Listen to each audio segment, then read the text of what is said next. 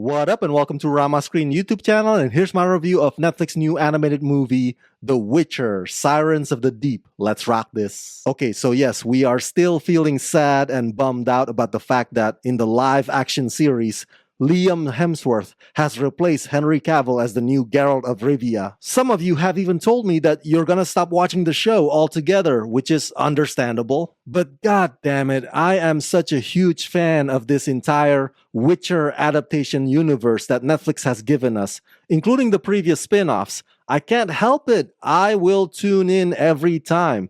So I guess I'll eventually find a way to swallow my resentment and watch Liam's version of Geralt and eventually get used to that too. So, if the previous Nightmare of the Wolf was a prequel, this one is more or less a companion piece, meaning the adventure is separate from the live action show. The story doesn't pick up where the last season left off, but it features the same protagonist who, this time, let's just say, he walks around with a bit of a heartbreak. And what is my overall verdict? The Witcher, Sirens of the Deep is fantastic. It truly is.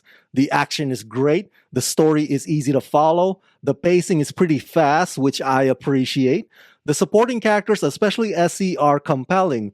All in all, it is a very violent, swashbuckling fun movie. Written by Mike Ostrowski and Ray Benjamin and directed by Kang Hae-chul. In The Witcher, Sirens of the Deep, Geralt of Rivia, a mutated monster hunter, is hired to investigate a series of attacks in a seaside village and finds himself drawn into a centuries-old conflict between humans and merpeople. He must count on friends, old and new, to solve the mystery before the hostilities between the two kingdoms escalate into an all-out war. Okay, so I hear that this one, The Witcher Sirens of the Deep, is somewhat loosely based on one of the author's lesser-known novellas about The Witcher. So it's not a story that was created from scratch. And that's good because I know for a fact that with Nightmare of the Wolf, there were parts about it that got altered and thus annoyed hardcore fans who didn't like some of the creative license taken. Whereas this one, it seems to kind of just stays faithful and just builds on what the show has already laid out, especially in terms of the characterization. The tone is not too dark, but it's definitely intense. There are some moments of levity that prevent it from becoming too grim. Big fan of the creature designs for the fish people, the Vodniks, and the Kraken. I mean, you'll definitely get your money's worth with that climactic epic battle. There's a bit of a Romeo and Juliet-esque dilemma going on here, not just between the prince and the mermaid, but also Geralt and Essie.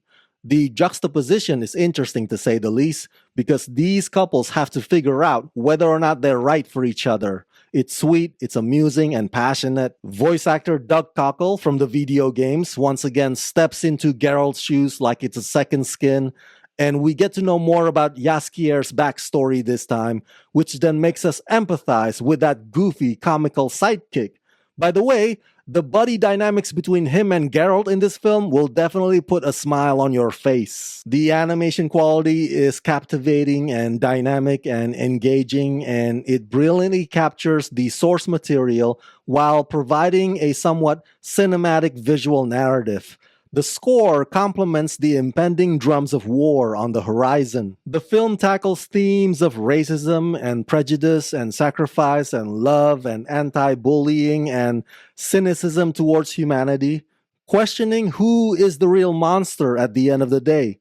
Those are some pretty deep stuff in the filmmaker's effort to expand this mythology. Last but not least, and this is more of an observation, not a criticism, but I notice, well, you know, how Geralt usually just wants coin and a peace of mind. The degree to which he cares about anything or anybody else is usually small, and I've always viewed him more as a grumpy anti-hero. But in this movie, he leans into his hero aspects a lot more significantly. Whether or not he realizes it, he actually gives a damn. I mean, this is quite possibly the most likable that Geralt has ever been, which is kind of refreshing. So yeah, overall I give The Witcher Sirens of the Deep the rating of 4 out of 5. It's a marvelous, excellent, sensational installment in the Witcher franchise that just further deepens my fandom.